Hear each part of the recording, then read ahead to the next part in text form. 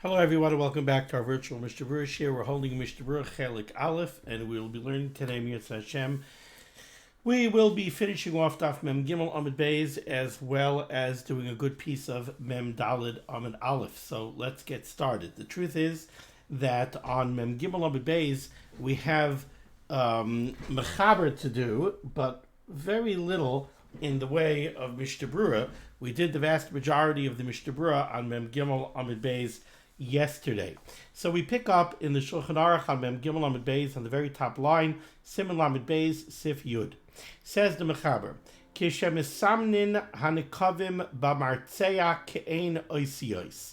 What exactly is this talking about? Well, we're talking about the preparation of the hides to be used as klaf for Tefillin. Now, let's think about this from a hashgacha perspective. Let's say you are giving hides to an Eino Yehudi to prepare for klaf. Now, we learned yesterday that the klaf has to be mu'ubed lishma.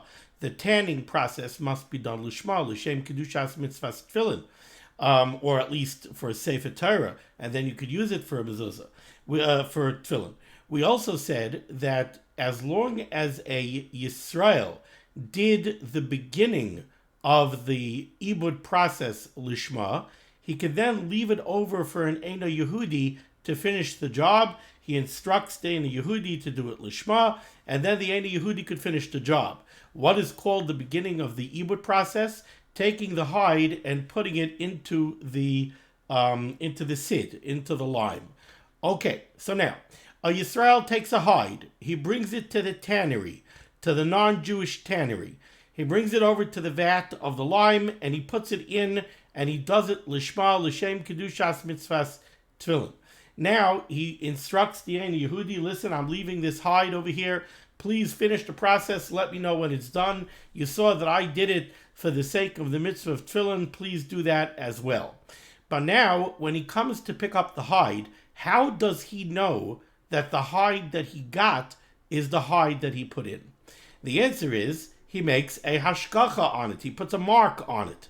How did they make a mark? They took a martzeya, they took an awl, A-W-L, it's a little sharp tool used for leatherworking, and they would make marks in the leather, nekavim. Now, nekavim literally means holes. Now, whether this means a hole all the way through the hide, or it means an indentation into the hide, I'm not sure. But they would use an awl, and they would puncture the hide, or at least make impressions in the hide, and they would make those impressions ke'ein oisiyos, in the form of letters. Maybe the Rav HaMachshir would make the initials of his name. But in any case, this is what the Mechaber means. Kishemisamnin hanikavim b'martzeya. When you make a siman on the leather, that siman is nikavim, it is holes. And you do it b'martzeya with an awl, ke'ein oisiyos, and they did it in the shape of letters. Even though in truth it's not difficult for the leather worker to reproduce that mark. He could take another hide and he could reproduce the mark of the Rav HaMachshir. Still, says the Mechaber, ein choshishin, we don't have to be concerned that the hides were switched out. Why? Mishum demirsas ha'eino Yehudi, because the Eino Yehudi leather worker is mirsas. He's worried. He's afraid to do this. Pen Yakir Yisrael betvias ayin, because even though he could reproduce the mark, he's still afraid that the Yisrael will have a tvias ayin. He will have the ability to recognize that this is the wrong hide. He will somehow realize that the hides have been switched, and now he won't use this tannery anymore for his work, and therefore the Eino Yehudi will lose money. So that mirsas, that fear, will keep the Eino Yehudi honest.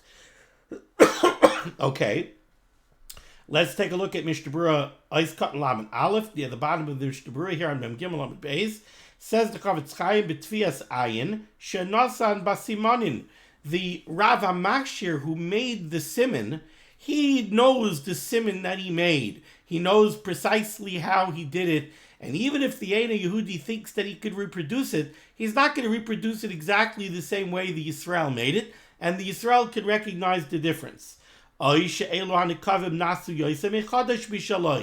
Or maybe the Rav HaMakshir will be able to pick up that these marks on this hide are fresher, they're newer than the hide. He'll realize, I dropped off this hide 4 weeks ago. I made these marks 4 weeks ago. There's no way these marks are 4 weeks old. The Yeshaimim, however, the Chavetz Chaim does bring down a Yeshaimim that says, Sheyichtayv beroish bifnim b'makom she'ein derech la'abed harosh. What some of the Rav HaMachshirim would do is, they would go to the hide near the head of the animal, and he says that's a place she'ein derech la'abed harosh. Somehow that part of the hide would not go into the tanning solutions. The Yeshar Aksav Adakar Ibud, and whatever Ksav, they would do some kind of a writing on the hide, and that would remain there after the Ibud. V'lo Yisamin b'martzeya, and they didn't use an awl. Machmas Kshash Ziyuf, because this type of mark, the type of mark made by the awl, was taka very easy to be mezayif.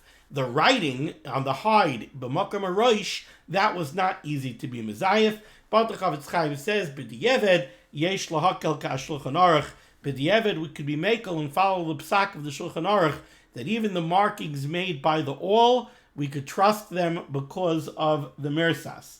Now, there's a couple of interesting biur halachas over here. First is biur halacha dibra maskil ke'ein oisiyos.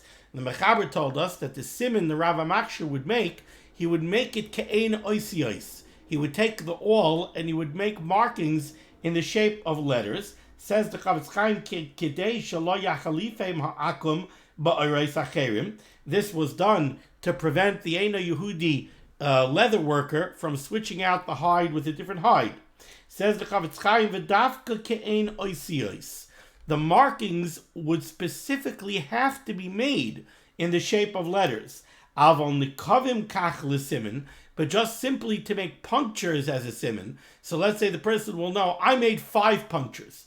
That's my siman. My siman is 5 punctures. Says the Chavetz Chaim Lo Mahani. He brings down from the Pri Begadim that would not be sufficient. You have to make these nikavim, these punctures, in the shapes of letters. The next biur halacha dibra maschel lezayef. He says the chiddush of the Mechaber was, even though these markings are very easy to forge and it's very easy to recreate them, still you don't have to be choshish. The Chavetz Chaim explains how they would reproduce them. Shemeniach ha'or ha'gabe or acher. What they would do is they would take this hide that the Rav HaMakshir made the markings on, and they would put it on top of another hide. And then they would simply take the awl and push the awl through the marking that the Rav HaMakshir made on the top hide and push it straight down into the bottom hide. So they're using the top hide like a stencil in order to recreate the same markings on the bottom hide. Okay. Now, then he brings down just another practical problem over here that we're not going to go into. Let's go to the following Dibra Maskal of the Biur Halacha. Dibra Maskal Mishum de Mirsas, where the Chavetz Chaim over here really mentions something which is a very important yesod in these types of halachas. So he said that the mirsas that the Eino Yehudi has, he's afraid that he's going to be caught by the Yisrael, and then he'll lose his business, and that mirsas, that fear, is what keeps him honest. At the end of the first line of the Biur Halacha over here, the Chavetz Chaim says, "Uvemakom deloy nene by ha'akum al yedei hachalipin." If we're talking about a case where there doesn't seem to be any benefit to the Eino Yehudi in doing the swap, in other words, if the hide that you gave the leather worker is the same quality as all the other hides that the leather worker has, or maybe your hide is even of an inferior quality, then there's absolutely no reason that you have to be chayshish the leather worker might have swapped them. This is not a hard, fast rule that we always have to have a mark so that we know that the hide that we gave is the hide that we got. It's only when there's a reason to believe that the Eino Yehudi would swap them out. So if you chose for your tefillin a really beautiful, high-quality hide, and you gave it to a leather worker who generally deals with inferior quality hides, then there's reason to believe maybe he would have swapped it out. He wants to take your expensive hide and he wants to sell it for more money, and he wants to replace it with an inferior hide. And when you come and you say, this doesn't look like the hide that I dropped off. No, it is. Yeah. Sometimes after you tan it, you can't really tell the difference. But here the Chavetz Chaim says,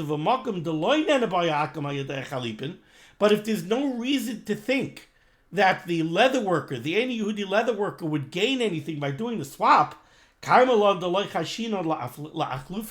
then there's no reason for us to be chayshish that it was a swap, and we don't have to make a siman of any kind to show that there was no swap. Now, this same yesod pertains to a lot of other halachas that we're familiar with. For example, basar hanisalim in a ayin. Very often people have shilos of basar shenisalim in a ayin. Somebody has a meat sandwich and he took it to work and he brought it to the office, right? And he makes 2 simanim on it to make sure that nobody swapped it out. So really, you only have to be chayshish that somebody might have swapped your thing out if there's a reason to believe that the person would benefit by swapping it out. If there's no reason to think that there's a benefit to be gained by swapping it out, you're not mechuyev to be chayshish that somebody may have indeed swapped it out. Okay. Another interesting thing, by the way, we talk over here about tfius ayin, right? The Rav Amakshir made a mark on the hide, and the worry over here is that the Ein Yehudi leather worker might very easily be able to reproduce that mark. The Shulchan Aruch said it's not a problem because there's a mirsas. The Ein Yehudi is going to be afraid that the Yisrael is going to recognize the swap b'tfius ayin, with a recognition of the eye. I'll tell you 2 interesting things when it comes to tfius ayin. First one is just a little funny. I remember in Yeshiva Staten Island for many, many years, people would keep, the Bachurim would keep their hats. There was a coat rack in the hallway outside the Bismedrash, and on top of the coat rack there was a shelf. And the Bachur would stack up their hats. So you would have stacks of 10 hats. You'd have, 10 stacks of 10 hats each. And before Mincha, all the Bachur would come. They would run over to the hats and very quickly rifle through the hats until they found their hat. And they put on their hat and they went into the Bismedrash. One time, the yeshiva was having a fire inspection. So there was an Ein Yehudi fireman standing in the hallway. And he's watching all the Bachur who come and rifle through the hats and select their hats. He looked at me in total confusion. And he said, but they're all the same. They're all the same. They're all black down hats with pinches. How do they know which one is theirs? The answer is tfias ayin. That's the answer. The answer is tfias ayin. You know your hat has a small dent this way. The brim has a small fold that way. The ribbon has a stain over there. Whatever it is. But there's a tfias ayin. But I told the fireman, I said, let me ask you something. When you get a call for a fire in the middle of the night and everybody runs downstairs to the trucks and they all have their hats and they all have their boots, do you know right away which one is yours? You know right away which one is yours. You also have a tfias ayin. You don't have a tfias ayin on these black hats because you're not used to dealing with them. But on your boots and your hats, you also have a tfias ayin. But then I'll tell you another halacha with tfias ayin. Especially those of you who live, let's say, here in Staten Island where I live, if you're used to going shopping in more non-Jewish stores, maybe a ShopRite or some other kind of stores, and especially here in an Italian neighborhood, all of the stores have these Italian breads. Now, these are long breads, like French rolls, and they come in open paper bags. And they're delivered by a bread delivery person in the morning who has a bread route, and he does his bread route. So they pick up the breads early in the morning by the bakery, and then they run through their route and they drop off the breads. Now, a lot of these breads have hechsherim. And I'm not talking about, like low-level hechsherim. They have the chaf K. They have quality hechsherim. Now, it's an open paper bag with a bread in it. So I remember many, many years ago, I called one of the hechsherim and I said, I'm just puzzled. How could you give a hechsher on this bread? The fellow who has the bread route could go to any bakery, pick up different bread, and slip them into the bags. If he can get his hands on the bags, he could slip any breads into those bags. And the bag has the hechsher on it. How do you know that the bread is matched for the bag? And I was really puzzled by this. And that's why I called the machshirim and I said, how does this work? And they explained to me it's called tfias ayin. Every one of those bakeries makes their breads slightly different. One braids it this way, one braids it that way. One uses a combination of these type of seeds, one uses a combination of those types of seeds. So there's a tfias ayin on the company's breads. And the companies send people around to the stores to make sure that their breads are in their bags. So there's a mirsus. If anybody would catch anybody swapping out the breads, they would lose their root, they would lose their parnasa. So there's a mirsus that keeps the honesty going, and that's how you know that the right breads are in the right bags. Okay, now we go weiter. Let's go 3 lines down. Mem Gimel Amud Beis in the Shulchan Aruch Sif Yod Aleph. Oyer she'ibdoi shaloi lishmai. Let's say you had a hide that underwent the ibud process to make klaf, and it was done shaloi lishma. It was not done l'shem kedushas mitzvahs tefillin. Im yesh tikud lachzor la'abdoi lishmai. Whether or not there is a halachically acceptable way to fix the problem, how would you do that? Lachzor la'abdoi lishmai, to do the ibud over again, and this time do it lishma. So, you picked it up from the tannery, and then you realized it wasn't done lishma. You remembered that when you put it in, you forgot to say that you're doing it lishma. So now you take it out and you say, you know what? I'll put it into the sid to the lime again, and I'll leave it there for a couple of days. And this time I'll do it lishma. Does that work? Or do we say no? The ibud is over. It's too late. So Shulchan Aruch says, Yispar b'tur yaredei Siman Reish Ayin Aleph. The answer to this question is to be found in the Torah in Yaredei Siman Reish Ayin Aleph. If you take a look at the Be'er HaGoyla Ois Katan Daled, he says over here, Harav Hishmitoi Sham. It's not brought down over there. V'atur Harav Hishmitoi Sham. V'atur B'Yaredei Sham, Harav, I guess, means the Mechaber. The Mechaber in Yaredei and Reish Ayin Aleph doesn't discuss it. But V'atur B'Yaredei Sham B'Shem Tshuva L'Goyen, Machshir. He says, the Torah says that yes, there is such a tikkun, and we could find this as well in the Be'er Hetiv, Ois Katan Tezvav, where he says, the Yecholin Lachzar Ulasaknoi. The answer is yes. You could do the ibud over again, and that will be masakin the issue that it wasn't done l'shmai. Ayin Sham Sif Katan Aleph Masha Kasavnu Sham. Okay? There is no Mishnah Berurah Sif Yud Aleph, Sif Yud Beis. Ha'iyah ha'klaf me'or behema v'chaya v'oif ha'tahirim. The klaf has to be made out of the hide of a behema, a domesticated animal, a chaya, a wild beast, a non-domesticated animal, or an oif, or fowl, tahirim, that are kosher. That's what you have to make the klaf out of. But, says the Mechaber, afilu min nevela utreifa shelahem. So you can make klaf out of the hide of a sheep, even if that sheep did not get a proper shchita, even if somebody shot the sheep, or the sheep died from an illness. It doesn't matter. So the sheep was not itself kosher. You couldn't eat that sheep, but it is a kosher animal. It's a lamb. That's a kosher animal. So that's what you need. You need it to be a kosher animal. Continues the Mechaber, but you cannot use the hide of a treifa animal, a treifa beast, a treifa bird. Diksiv, how do we know this? Because it says in the pasuk in Parshas Boi, Laman tihiyeh Toras Hashem beficha.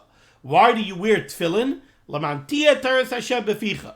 So that the Toras Hashem should be in your mouth, to connect yourself to the Torah Kedosha. But we darshan from the pasuk, it says beficha, in your mouth.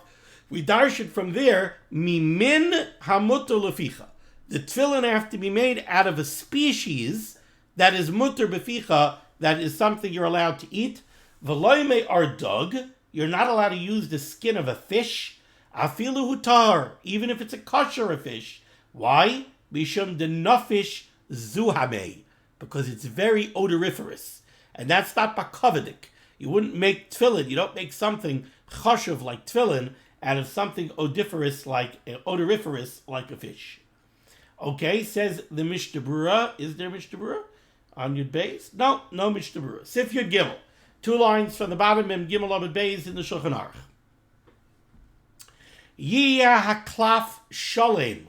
The klaf that you use to write the tefillin on, the klaf must be intact. What does that mean? Shalo yehe by nikavim. It should not have holes. What do we consider holes? It should not have holes that are of a size, she'ein hadiyoi over alav, so that the ink cannot pass over it. We'll explain what that means momentarily. Dahainu shaloi tehei ha'ois niris by chaluka l'shtayim, so that the letter should not look like it's split. You see, if you're writing with a quill and you're writing with ink that has a certain thickness to it, then if there's a tiny hole, what will happen is when you go over the hole with the ink will fill up the hole. You'll never know that there was a hole there. That's what it means, diyoy over alav. If the diyoy covers up the hole, then that's not considered a significant hole. But if when you write over the gap, the ink cannot fill up the gap of that hole, and now after the writing, there's going to be a hole there so that the letter looks like it's split, that is not kosher. That, he says, is no good. Says the Mishnah Berurah is cutting limud beis. L'shtayim. The problem is we don't want the letter to look like it's split in two. So the Mishnah Berurah explains, Sheu katan kol kach. If the letter is so small, ad shekishemaver alav b'kolmus, it's so small so that when you pass over the hole with the kolmus, with the quill, nistam hanekev b'diyoi, the hole will be closed up with the ink. And now he says another caveat, another requirement. Ve'ein hanekev nirgash b'kolmus. And when you go over it with the quill, you don't feel the hole. The sofer, when he passes over it with the quill, he doesn't feel the bump of the hole. So the Mishnah Berurah gives us two requirements. If that's how small the hole is, then kaisved alav. Then you're allowed to write over it, and you don't have to worry about it. So again, if the hole is so small that when you write over it, you won't feel it, and also it's so small that the ink will fill it up, so after you write, you won't see that there's any hole over there, then you're allowed to use that klaf, and you could write right over the hole. Even though the ink is falling in that spot, and you might even see a pinhole. If you take the klaf and you hold it up to the sun, you hold it up to the light, and you look through it, you might see a pinhole. Still, you're allowed to use it. Still and all, says the Mishnah Berurah, kosher. A tiny hole of that type is kosher. You could use that klaf. Ava, however, im nikev kol kach, if you have a hole that is so large, she'ein hadiyoi over alav, that the ink will not pass over and fill the hole, rather the hole will still be there, puzzle. Then the klaf is puzzle. Why? Sheha'ois nireis chaluka l'shtayim al yadai, because now there's a gap in the letter, and the letter will look like it's split in two. Va'afilu im hanekev be'emtza oivi ha'ois, even if the letter does not really, even if the hole does not really split the letter in two. You see, in order for the hole to split the letter in two, the hole has to be bigger than the thickness of the letter. But let's say it's not. Let's say the hole is large enough that the ink doesn't fill it up, but still it's within the thickness of the letter. So around the hole, you still have the writing of the letter. The letter is within the thickness of the letter. Still, says the Mishnah Berurah, either on the roof of the ice, let's say a dalid, in the top of the dalid, or in the leg of the letter, so that the hole is surrounded by ink on all sides, puzzle. It's still puzzle. And this is true even if you don't need the part of the letter that has the hole in it. Let's imagine you have a dalid, and within the thickness of the roof of the dalid, there's a hole. But on top of the hole, the gag of the dalid is completely intact. Now let's say the dalid is so thick, the roof of the dalid is so thick, that if we cancel out the entire thickness of the roof of the dalid that contains the hole, we pretend it's all not there. We don't need it. We still have, without that thickness, the dalid still has a gag. We still have the tzura of the dalid without that whole thickness that has the hole in it. Still says the Mishnah Berurah, Va'afilu im ad mokam hanekev yesh tzuras ois, it's still possible. But, says the Mishnah Berurah, v'chol zeh koidem ksiva.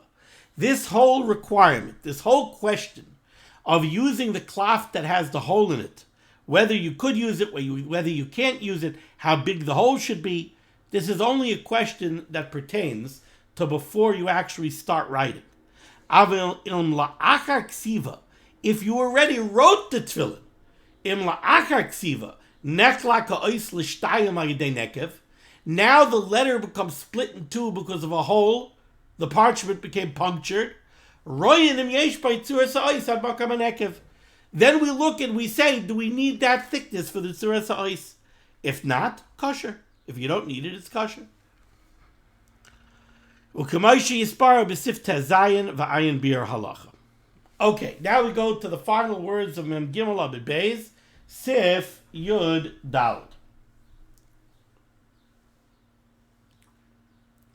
We have to remember that the tefillin we have nowadays, we're very fortunate that our batim are made out of gasses. Our batim are made out of thick leather hides that come from large animals like cows. The older days, they made batim out of dakas. They made batim out of very thin leather that was taken from a lamb, from a sheep, much thinner, much softer. And against that backdrop, let's see the halacha here in Sif Yud Daled. Says the Mechaber, HaSeifrim HaZrizim, the Seifrim that are Zrizim, the Seifrim that go the extra mile to make sure that they do a good job, Oisim Shloisha Mine Klafim, they would manufacture 3 different thicknesses of klaf. They would manufacture thicker klaf and thinner klaf. Why? Explains the Mechaber, Ha'ov Yoiser, the thickest klaf, lichtav by Parsha Shema, shehi ketana. They would use thick klaf to write the Parsha of Shema. The Parsha of Shema is the smallest Parsha in Tefillin. So they would use very thick klaf to write the Parsha of Shema. V'hadak mimenu, and then a notch down in thickness, the klaf that was a little thinner, the middle ksaf, leparshas, now it says here in the text, v'haya im shamaya, but that's actually an error. The Mishnah Berurah says it actually should say v'haya ki yiviyacha. So the middle thickness klaf, they would use leparshas v'haya ki yiviyacha, shehi yoiser g'dayla. That parsha is a little bit bigger than the parsha of Shema, so for that one they would use a little thinner klaf. Or leparshas kadesh, or leparshas, now it should say v'haya im shamaya. For these parshas, the parsha of Kadesh and the parsha of V'haya im Shamaya, which are the longest parshas, Sheim Arukais, those are the longest parshas, Oisim Klaf Dak Ma'oid. For that, they would use the thinnest klaf. Why are they doing this? The Mechaber just told us now 3 different thicknesses of klaf. The really thick klaf, they would use for the shortest parsha, for the parsha of Shema. The middleweight klaf, that was a little bit thinner, they used that for V'haya ki yiviyacha because that's a little bit longer. And then for Kadesh and V'haya im Shamaya, which are the longest parshas, for that they used very thin klaf. Now says the Mechaber, you know why they did this? Ubazeh yismalu habotim b'shaveh. Because let's remember that the Shalrosh has 4 compartments. And in each one of the 4 compartments, you're putting a parsha. They were worried as follows. You're going to take Shema, you're going to write Shema on a parsha, that's going to be a tiny little parsha, because Shema is very short. You're going to put it into one of the batim, everything's going to be fine and dandy. But then you're going to go ahead and you're going to take, let's say, Kadesh and V'haya im Shamaya, those are very long parshas. You're going to take those and you're going to put them into their batim. Those now, because they're long, you're going to use a lot more klaf. Those batim are going to bulge. So what they were afraid of was, since their batim were very soft, if the sizes of the parshias inside the individual bottom of the shel rosh are different sizes, you're going to have compartments that bulge and compartments that do not bulge. And then the tefillin are not going to look nice. So what would they do? They would vary the thickness of the klaf. Shema, that was written on, that's a very short parsha. They wrote on thick klaf. V'hoyim Shemaya, that's a very long parsha. They wrote on thin klaf. Now, when you put Shema in one compartment and V'hoyim Shemaya in another compartment, they took up the same amount of space. Because even though one is longer and one is shorter, one is written on thick klaf and one is written on thin klaf. And they did this for the beauty of the tefillin. They did this l'shem noi. The Mechaber ends off the sif. He says, "Bazeh yismalu abatim b'shaveh." In this manner, each one of the compartments of the shel rosh will be filled up the same amount. V'zeu noi l'tefillin, and that was a beauty for the tefillin. Says the Mishnah Berurah, Cut and Lam and Gimel. V'hadak bimenu l'parshas faya im shamaya tal sefer. This is a mistake. V'tzarech laimar, it should say l'parshas vaya ki yiviyacha shehi yoseh gedola. Or l'parshas kadesh or l'parshas vaya im shamaya shem aruchais. Yeah. V'rei mimardechai yafeh kasav sha'asayfim shalahem oisim tikun acher. They would have a different answer for this. Shekala klafim heim shavim ba'irech echad. He says all of the klafim all had the same thickness and the same length. U'ba'ivi echad. Ela shamanichin gilyoinin miparshes hakitzaros. The Eitzah that Mordechai Yafeh had was, he said, all four parshas of the shel rosh were written on the same size klaf. The klaf was the same thickness, the klaf was the same length. Memela, all of the compartments were filled up the same. How did you do that when you have different size parshas? Very simple. If you wrote Shema, you had a lot of extra parchment. So there was a lot of empty space. So what? You're allowed to have empty space. And then you rolled it up and you put it in the compartment. V'hoyim Shemaya had very little empty space. That's fine. Okay. Now we go to Sif Tez Vav.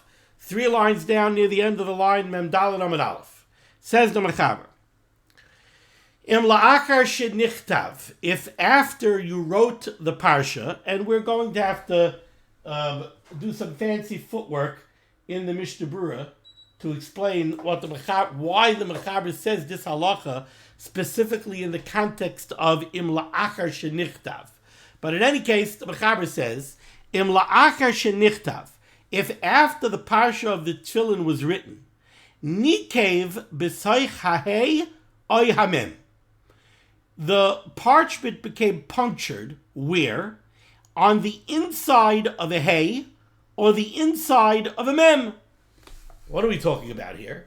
Well, there are letters in the Hebrew alphabet that when they are written in Ksav Ashuris, the way we write the Sefer Torah, there's an inside. What do I mean? Well, let's take a very simple example. Let's say an endemem. An endemem, a mem sophis, is a box. So there's an inside that is surrounded on all 4 sides. There's a hay. A hay has a gag, a roof. It has a leg on one side, and then it has a short little leg on the other side. The middle is surrounded on 3 sides, by the gag, by the leg, and by the little leg. So the hay also has an inside. The mem, a regular mem, also is surrounded on 3 sides. It's got an inside. A vav doesn't have an inside. Now you'll tell me that a vav also has a little bit of an inside because the vav has a short little gag and a leg. So maybe under the gag next to the leg, that's called an inside? No, it's only surrounded on 2 sides. That's not called an inside. The hey, the mem sophis, those are letters that have insides. So says the Mechaber, im la'achar shenichtav, if after you wrote the Tefillin, nikev b'soich hahei oy hamem, you got a puncture on the inside of a hay or a mem, kosher. The parsha is still kosher. Afilu nikev kol toichoy, and that's true even if it's not just a puncture. All of the space on the inside of the letter, all of that parchment became removed. Shahanekev memale kol hecholol, so that the hole fills up the inside of the letter in its entirety. So if you imagine a mem sophis, if all of the parchment on the inside of the mem sophis became cut out, so now there's a mem sophis with no parchment on its inside at all. According to this first opinion in the Mechaber, here in Sif Tes Vav, that would be kosher. It's no problem. However, be Yerushalmi mashma, in the Yerushalmi it is implied, shegam bifnim tzar sheyehe mukav klaf, that even the inside of the letter has to be surrounded by klaf. What does this mean? So we learned this halacha yesterday. We said that two letters cannot be touching each other. Why? Because every letter of the Tefillin has to be mukefes gvil. It has to be surrounded by blank parchment. If you have two letters touching each other, so then neither one of those letters are completely surrounded by blank parchment. Because at the point at which they touch, there's no blank parchment over there. So over here, what do you have? You have, let's say in my case, you have a mem sophis, an endemem, where all of the parchment has been removed from the inside of the mem sophis. Is that mem sophis mukaf gevil on its inside? No. On its inside, there's no blank parchment. There's blank parchment maybe on all four sides of the outside of the mem sophis. But the inside of the mem sophis is not mukaf gevil. Why? Because all the parchment has been removed. There's a hole. So again, the Mechaber said, if this happens, la'achar shenichtav, that's kosher, even if all of it is gone, but even if all the parchment on the inside is gone, but the Yerushalmi says that no, that would be possible, because even on the inside, you need the letter to be mukaf gevil, mukaf klaf. You need it to be surrounded by blank klaf, even on its inside. Okay, here we have a lengthy Mishnah Berurah. Says the Mishnah Berurah is cut lamadalad. La'achar shenichtav. The Mechaber addressed this halacha for something that happened after the Tefillin were written. Okay, says the Mishnah Berurah here, nakte mishtei hakdamas. To understand this halacha, I have to give you two prefaces, two introductions. V'achakach nevar be'ezras Hashem yisparach, and then we'll be able to explain what the Mechaber says. Aleph, the first introduction that we need is as follows. Kol ois tzar sheyehei alav tzurasai haroi la'oisai ois. Every letter that's written on the Tefillin has to have its proper form. An Aleph has a proper form, a Beis has a proper form. Every letter has a proper form. In order for the Tefillin to be kosher, every letter has to be written in its proper form. V'em lav, and if it's not, puzzle, it's puzzle. Ubazeh ein chiluk im loy nichtav kilchasai, oyamachar kach niskaltel. Now, in the context of that halacha, there's no difference between when the letter was first written or whether the letter was written and then became damaged. In other words, a letter on Tefillin has to have its proper shape. It has to have the tzura of that ois. It has to have the tzura of that ois when you write it. So a beis has to look like a beis when you write the beis. And even after you write the beis, 5 years later, it still has to maintain the proper tzura. So if it becomes damaged and it loses the tzura of a beis, it won't be kosher anymore. Beis. Second hakdama. Kol ois she'en gevil mukaf la by arba ruchaiseha psula. Any letter that is not surrounded on all four sides by blank parchment is possible. We learned that already previously. Ubedin zeh, but when it comes to this halacha, yesh shnei pratim. There are two details that are negayah to this halacha. Aleph, detail number one is, dafka im loy hoya mukaf gvil kaidim ksiva. This halacha that it has to be mukaf gvil, this halacha is that it has to be a situation where it would be mukaf gvil even before you wrote it. Avalim la'achar ksiva nase nekev oikera samach la'ois mibachutz v'al yidei zeh eina mukaf gvil kosher. What's the Mishnah Berurah saying? He's saying like this. When we say that the letter has to be mukaf gvil,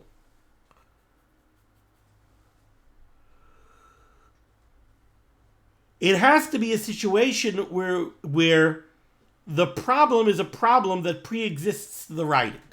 I'll tell you what I mean by that. Let's say you're writing a dalid, right? Now, if you write a dalid in the middle of the parchment, let me see if I have a card over here. Yeah. Make you a quick dalid.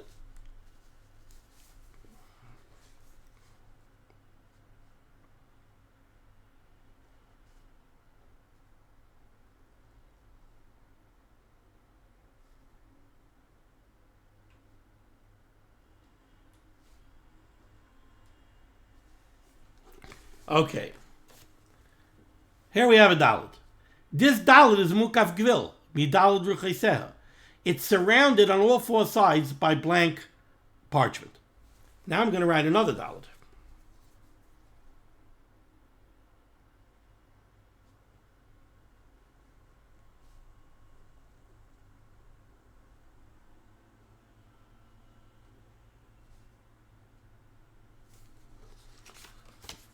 Okay, here we have another dalid.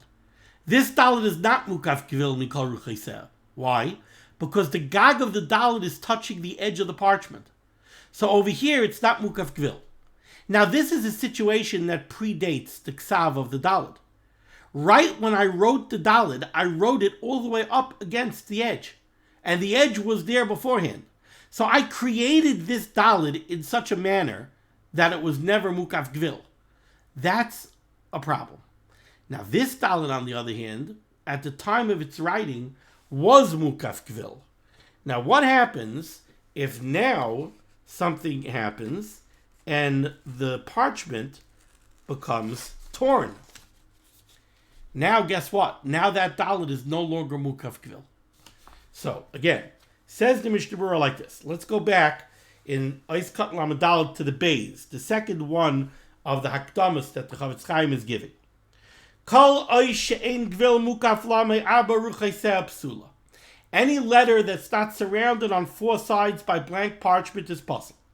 But ubedin zeh yesh shnei pratim.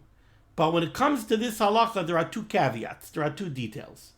Aleph, the first one is dafke im loy hayo mukaf gvil koidim ksiva. When is that a problem?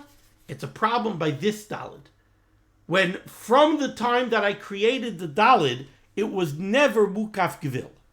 Aval, however, im la'achar ksiva, if after it was written, nasa nekev oikera, this dalid, when I wrote it, it was mukaf gvil.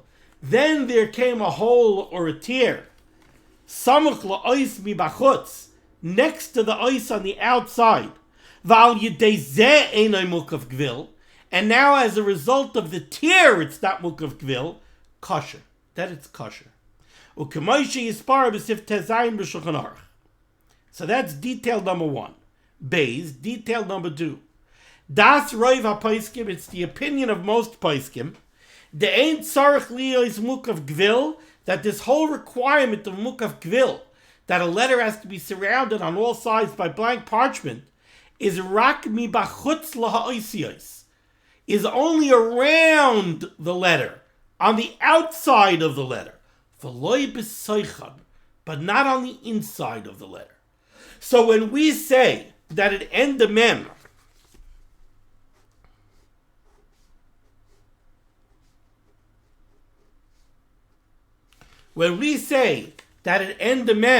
has to be mukaf gvil, according to Rav Paiskim, that means that around here on the outside, it's got to be mukaf gvil. But how about here on the inside? Does the thickness of the letter have to be surrounded by blank parchment on the inside? Or what happens if I cut out all the parchment here on the inside? So it's not mukaf gvil. Or let's say I had parchment that had a hole in it, and I wrote around the hole. Does the letter have to be mukaf gvil on the inside? He says here that the opinion of Rav Paiskim is that you only need mukaf gvil on the outside, but not on the inside. Chutz be'ayurushalmi, the exception to this rule is the Yerushalmi shemachmer b'zeh. The Yerushalmi rules stringently and holds that you need akafas gvil even on the inside. Va'ata, and now against this backdrop, says the Chavetz Chaim, Navoi levar Shulchan Aruch. Now I could explain the words of the Mechaber from the beginning of Sif Tezvav. Im la'achar shenichtav nikev. The Mechaber said, if after the Parsha was written, we got a hole on the inside of a hay or on the inside of a mem, then according to the Deir Rishona, it's kosher, even if all of the parchment on the inside of the hay or on the inside of the mem are gone. But according to the Yerushalmi, it's possible. Now, says the Mishnah Berurah, now I can explain it. Hatam, the reason why the Mechaber says in the Deir Rishona that it's okay, is the bifnim ain't tzarech lakafas gvil. Because you don't need mukaf gvil on the inside of a letter. Or if he's in, according to this, afilu im anekev koidem ksiva kosher.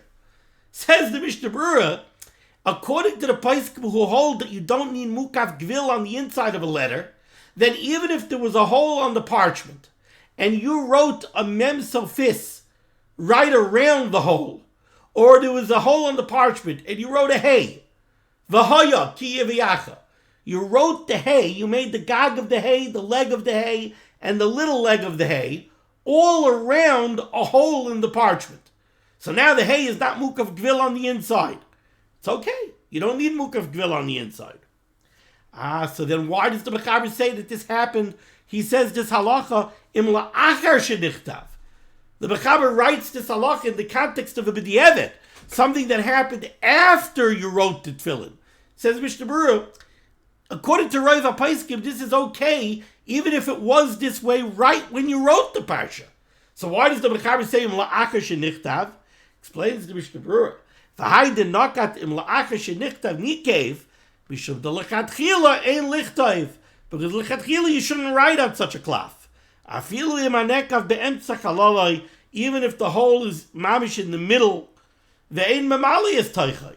Even if, let's say, you have a mem sofis and you have a hole in the inside of the mem sofis, but on the borders of that hole you still have bare parchment. So you have the thickness of the letter, then you have a small rim of blank parchment, and then at the center you have a hole. Over there, it's mukaf gvil even on the middle. Still, lechatchila, you shouldn't use such parchment with a hole. Avo be'emes, im avav v'kasav, but if you did use it, afilu im ayanekiv kaid v'shenichtav, even if the hole was there before you wrote the letter, kosher, it would be kosher, ve'ein tzar shum tikkun, and you don't need any kind of repair.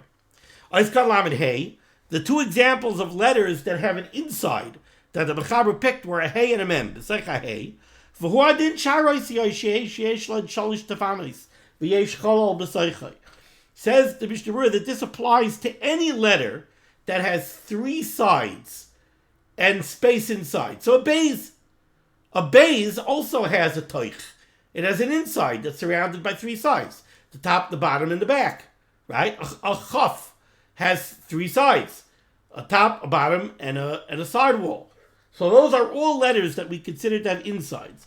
Aval chaf and the chaf pshuta, a chaf seifis, a long one. V'choshkin vav, or a vav, a kadayma.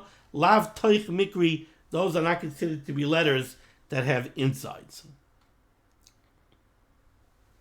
Ois katan lamed vav, in the case of the Mechaber, he said that the hole fills up kol hacholol. V'afilu naga hanekiva ba'ois gufa, even if the hole goes all the way up to the inside of the walls of the ice. Kol shenishar shrita daka mibachutz, as long as there's a scratch of ink, there's a tiny little thickness of ink creating the letter, kosher. Dein shear la'oivi haisiyos. There's no minimum shear to the thickness that makes up the letter. Then we had the second opinion, the opinion of the Yerushalmi. The Yerushalmi holds that you need mukaf gvil even on the inside. Shegam bifnim. V'imkein dinoim kimibachutz. According to the Yerushalmi, the halach of the inside of the letter is the same as the halach of the outside of the letter. If this hole, if you wrote the letter around the hole, puzzle is puzzle. V'dan, you should know that Allah Yerushalmi tzarich hakafas gvil b'chol tzaddim mifnim k'may b'bachutz. You need hakafas gvil on the inside according to the Yerushalmi on all sides. Al kein im nikeh b'seicha kein maksiva eitz al ha'ois v'al yidei zeh einenu mukaf gvil Yesh ligrar ba'at mibiftim may oivi akav shal ois via book of Gvil. V'ayim bir alacha soif tibra maskal aval b'Yerushalmi. Okay, we're going to stop over here. We have a little bit left to do in this Sif, it's Sif Tezvav, which we will continue on Yetz Hashem in the next chair. Thank you so much for joining me for Limud HaTorah. The schools of Limud HaTorah should be megan against Klal Yisrael. The Baruch Hashem should say, Yeshua Sefus Parnasa and Shidduchim to all those in need, and we should be zeichet to see the Bias Tzedek from the hair of Yameinu. Amen. Be well.